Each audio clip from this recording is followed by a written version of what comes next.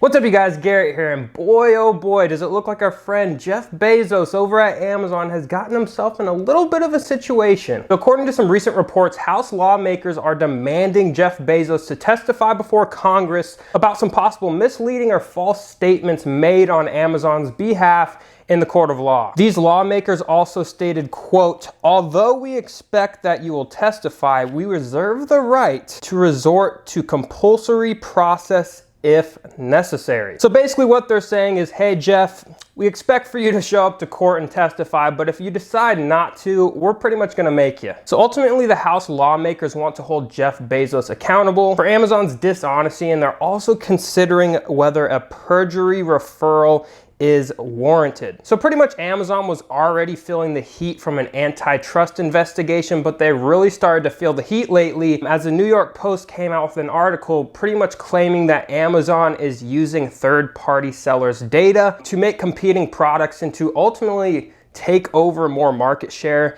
and kind of do it unfairly. And if you're unaware, Amazon started off as solely an e-commerce company who sold products themselves directly to the consumers. But in the year 2000, they actually started letting third-party retailers and sellers like myself come on the platform and start selling alongside them. And to give you guys a brief idea of how large of a presence third-party retailers have on Amazon as a platform and marketplace, in 2019, Jeff Bezos stated that over 58% of all of Amazon's sales actually come from third-party retailers. So almost 60% of the products sold on Amazon are coming from third-party sellers like myself and not actually Amazon directly. So if you're new to the channel and you actually shop on Amazon, you might not have known that a majority of the products you receive from Amazon are coming from third-party sellers and not Amazon directly. Now, basically what the lawmakers are accusing Amazon of doing are creating their own private label brands backed on data from third-party sellers. So basically what they're saying is Amazon's taking data from individual third-party sellers. Let's say they've launched a successful product on Amazon, and Amazon's pretty much acquiring which data for different products would basically fit their private label brand so they can go out there and create the same or similar products and pretty much dominate. Some people would say this is ethical, some people would say it's unethical. I mean, it is Amazon's platform, but at what point can you have access to literally all the data, so you can pretty much pick and choose which products that you want to private label, which ones are going to be the most successful. They have access to how much traffic's being driven to certain different products. So it kind of becomes a pretty unfair advantage for Amazon when third-party sellers are trying to sell on their website, and they're pretty much directly competing with a third-party seller based off of a third-party seller's success. So to give you kind of a brief rundown of what I'm talking about, let's say myself, I'm selling a spatula on Amazon, right? And this spatula is getting tons of traffic, it's making tons of sales.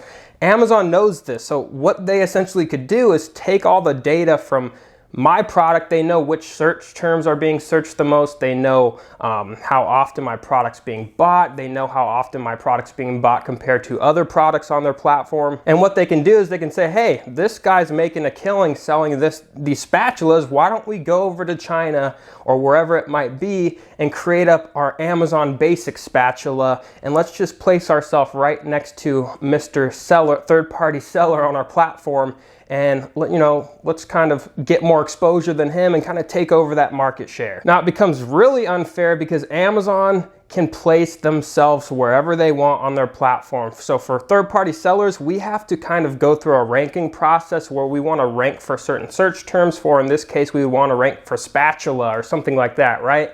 Well, we have to spend a lot of money getting our product to get exposure on Amazon, and Amazon can pretty much just hop in, place themselves on the top of the first page and hit the ground running. A lot of sellers have actually been getting crushed by Amazon because you can go on Amazon.com, just type in Amazon Basics. They have a bunch of generic everyday products, and pretty much what they're doing is they're just seeing what's selling good on their platforms, what third-party sellers are having success with. They're going up and making their own Amazon Basics version, and they're pretty much just dominating each and every kind of category that they're choosing to participate in. Now, is this illegal for them to do? No, I don't think so. I mean, it's not really any different. If you look at Walmart and Target, these big retailers have their own private label brands as well. And what's to say Walmart isn't saying, you know, which products are selling the most in our stores and what's stopping them from taking that data and going and creating their own products as well. So I don't really see the big difference. Obviously, Amazon has a lot more access to data as it's on the internet.